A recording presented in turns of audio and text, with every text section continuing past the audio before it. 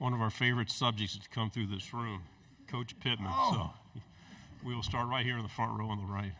Coach Pittman, Eric Bailey with the Tulsa World. I want to ask you about a Tulsa area guy, Luke Haas. I want to ask you about, I know the body of work's only 5 games, but how much has he really impacted the Arkansas program? And a secondary question, just the Northeast Oklahoma area, how fertile recruiting area can that be for the Arkansas program? Did you ask about Luke Haas? Yes. Okay. Yeah, wish he wouldn't have got hurt. He's doing great. Obviously, his brother's on the team as well. Great kids, great family. Big win for us, you know. Me being from Grove means something to me if we can get some Oklahoma kids. Certainly Oklahoma's doing a good job of recruiting Arkansas kids. So, that Tulsa area is so close to us, you know, it's close, hour and 45 minutes probably, that we'd love to get a few more guys out of there. Front row on the left. Hey, Coach. AP Stedham, AP and Kelly, as I say, it's syndicated radio. Coach, you gave me a great quote about the TP and the NIL last year. I'll never forget. But I wanted to ask you about your close games last year. Are they correctable? And then what led you to, what drew you to the Boise State quarterback to have him come to Arkansas? Yeah, they're correctable.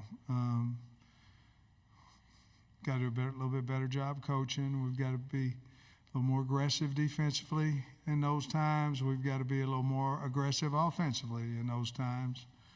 But yes, I mean, I think we went 9-4 and we won most of those games, and then this year 4-8, and you lose 5 of them. You know, it's close, and you're at Alabama, and you're at LSU, and you're losing by 3, and yes, it's correctable. Taylor Green, Bobby and I looked about 5 quarterbacks, and Bobby was the first offer of Taylor Green out of high school at Missouri State, and we knew he wanted, you know, there's a possibility he wanted to come back to Texas or come back home, and so sat down there and said, "That's the one I want. What you think, Bobby? That's the one I want." I said, "Okay, let's go get him. Whoever you decide, but we're on the same page here." And then Bobby went out and got him. And man, he's a leadingist, culture, hard-working. I mean, he's something special in that. And obviously, if you saw the spring game, he can throw, and we haven't seen how he can run yet, but he can. Front row on the right. Hey, Sam. Jenny Carlson with Beyond the Box Score in Oklahoma City. You've talked before about growing up a Sooner fan. I'm wondering if you can rewind a little bit on your memories of growing up watching the Sooners as a kid in Grove, and then just what it's like for you to have that history as a fan and now see them in the SEC. Just how that wraps in your brain. You know, I went to Oklahoma football camp too. They didn't know I was there, but I was. Red team, white team, aqua velvet team. That was me. We didn't even have a coach. I was coaching the team. I'm not bragging on myself, but we were Sooner fans, and I moved out to Grove my junior year in high school and went to Arkansas camp.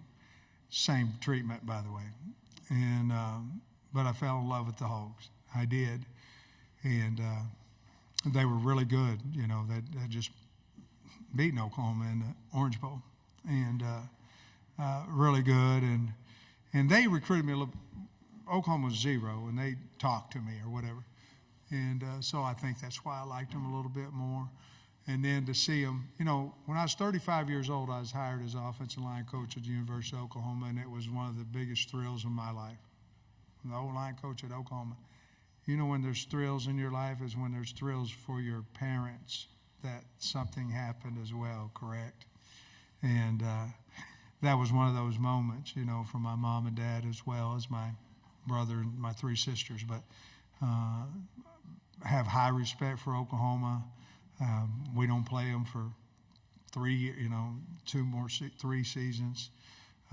But OU's OU, and I have a lot of respect for that program. Left side front row, and then pass it to your right. Okay, Dennis Dodd, CBS Sports. Sam, first of all, how's remodeling going in Hot Springs? And second of all, what does it say about your lack of ego that you would hire Bobby, now a beloved former Arkansas coach? I know you guys have a relationship, but yeah. I owe winning to the state of Arkansas more than what my feelings or how this will affect me. First of all, if you have an ego, all you do is think about yourself. If you don't, you think about others. I can't stand people that have high egos. But I thought Bobby would be the way that we could win games, and that was the number one decision. And it was for the kids and for the state of Arkansas. And so that part of it was easy. We got a new pool house, and I got some floors done, and it looks bad to the bone, baby. Second row on the aisle. Chris Hummer, 24/7 Sports. Just 2 years ago at this event, you're coming off a 9-4 season, and we're one of the most popular coaches in the country. Now, well, I'm popular now, it's just the wrong way. Well, I was going to say, fair or not. I'm hot. I was wondering, fair or not, like you are popping up on those lists. How do you think about the way I'm narrative... like start of the list. How do you think about the way narratives can shift in this sport in such a short amount of time? Yeah, isn't it crazy? 2 years ago, I was keynote speaker at AFCA and was one of the top 6 guys for the Coach of the Year award. Isn't it crazy? So I want to be that guy and not this one that was out there last year. I think we can be. Listen, what's fair is fair. I mean, if you're going to get patted on the back, you're going to get punched in the gut. And what's fair is fair. And to be honest with you, the only one that can really control the hot seat is me and what we do with our football team. And it's never been about me, so I'm really not concerned about it. I'm concerned about the state, the players, and our staff. And we got a good football team. Thanks for the question, though. On the in front row. Hey, Coach. Jacques Doucet, WAFB in Baton Rouge. You talked about the need to finish the close games. The LSU game has been a field goal game every year. 4 years, 3 points. Yeah, and the last 2 didn't go your way. So can you just talk about that series? Yeah, I think you go back and you look at it with your staff and you go, okay, at this point, well, I know we don't want to give up a big one. We're dying a slow death. Let's go. Let's go. Let's go. Let's attack. Let's do whatever that may be. Or, hey, look, man, let's play action on first down. Let's see if we can't get a chunk here instead of grinding it out. I have been probably the biggest negative about it is me because I'm wanting to score with no time left on the clock. You know what I mean? I'm wanting to take it down and do all this stuff. I think it's more important to get the lead than it is to, or tie the game than it is to how much time is left on the clock. So we've changed a little bit about that. LSU and us is a rivalry, so it's going to be, I think, probably more for us than it is for them. But it has been a 3-point game. Unfortunately, we've only won one of those 4 meetings since I've been the head coach. But we're looking forward to playing them. I believe it's a night game this year as well. But high respect for the program. But I believe it'll be another close game. We got to figure out how to win it. Left side, third row. Tyler Shaw with KBTX and College Station. Coach, another game that's been close in recent past has been A&M. Have you enjoyed that being that kind of neutral site game? No. Are you looking forward to moving it to the campuses? I don't want to play there. I don't. And A&M, obviously, let's say what it is. It is what it is, okay? So we've been playing down there, and how many have we won? How many have they won? What have we won? 2? And they've won. Out of the last 10, we've won 1, right? And So why would you want to keep going on a neutral site? Wouldn't you want them in, bring them home into our stadium, So, it's like when I was at Georgia, we were playing Georgia, Florida, and Jacksonville. Well, we were winning. Well, why would we want to go play in the swamp? So. I think this is the last year of it, correct? And A&M got a really good team. We've had some really good games down there. Unfortunately, with them too, we've won one, lost three. So we'll see what happens this year. On the aisle, on the right. Coach Pittman, Corey LeBounty, WNSP 105.5 in Mobile, Alabama. Entering your 5th season, you've had some ups and downs, but as far as consistency is concerned, what do you feel you and your staff have to do to maintain that consistency in order for us media members to get more clips of "I like a cold beer" afterwards? Man, I'm trying to get my mind off that cold beer,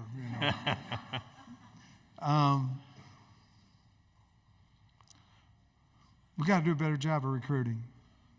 And with that comes a whole lot of NIL, comes a whole lot of collective. There's a lot of conversation there. We got to do a better job of handling the offensive line. And that's my baby, and I've let it down. We have everything there is for us to have success. And so I like this team. I think we're going to have a lot of old cold beer talks. But we've got to do a better job of recruiting. I do think we coach well. I think we communicate with our kids well. But we've got to do a better job of that, and then I've got to make better decisions on some of this 4th and 1 and things of that nature. I think that'll help us if I do. Left side, back row. Dan Peck, ESPN 106.7 in Auburn. Coach, 2 years ago, you win at Jordan-Hare Stadium. That's Brian Harson's last game as Auburn head coach. A year later, Auburn goes up to Fayetteville, returns the favor with a big win there. You go to Auburn, first conference game this year. Right. How important is that one? How pivotal is that to set the tone for the season? I think it's going to be big. I think every game, you know how that is. I think every game's big. Going to Auburn, especially, we didn't play well. They played extremely well. We laid an egg. We got a butt kick after we went to Florida, and won.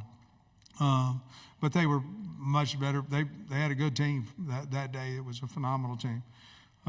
So I think there's a lot of importance to everybody to open that SEC opener up with a win, and certainly that's going to be a big game. And it's hard to play in Jordan-Hare. I mean, it's hard to play up there.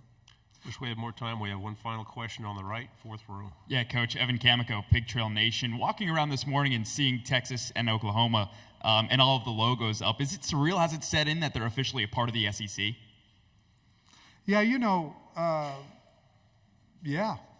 I mean, we've been talking about it for a while. And so, I'm excited they're coming in. I mean, it's not going to be any more difficult on us. I mean, we've been in the West we've been playing to everybody in America, every year. And then, so this format has allowed us to play different people, play some guys on the East that we haven't played. This will be my 5th year, and then it'll be 6th year. So it'll be 7 years before we would have played Kentucky or Vanderbilt. And we, played Georgia a couple times, Florida a couple times. But my point being is that you shouldn't go 7 years and not play somebody in your conference. And we haven't played Vandy or Coach Stoops' wonderful team there at Kentucky. We haven't played them. It wouldn't have been 7 years. So I like the new format. Obviously, you're going to play Oklahoma and Texas, and they got good teams, but I like the new format. Coach, thank you so much. Love having you in here. Go Hogs.